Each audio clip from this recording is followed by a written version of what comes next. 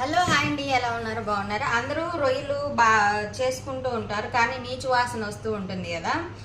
ఎలా క్లీన్ చేసుకోవాలని చాలా మందికి తెలియని వాళ్ళకనమాట. ఎలా అంటే చూసేయండి. ఫస్ట్ అయితే మనం రొయ్యలు పొట్టు తీసుకున్నాక ఈడ మెడ భాగాన ఇది పైన అనమాట, పై భాగాన ఇట్లా కట్ చేసుకొని దీనిలో ఒక తీగలాగా ఉంటుంది, అదే ఎక్కువ స్మెల్ వస్తుంది. అది మాత్రం ఖచ్చితంగా తీసుకోవాలి, లేదంటే చాలా స్మెల్ వస్తుంది అనమాట. అలా క్లీన్ చేసుకున్న తర్వాత ఉప్పు పసుపు వేసి బాగా కలిపి కొద్దిసేపు పక్కన పెట్టి మళ్ళీ వాష్ చేసుకోవాలి, లేదంటే నీచు వాసన వస్తుందండి.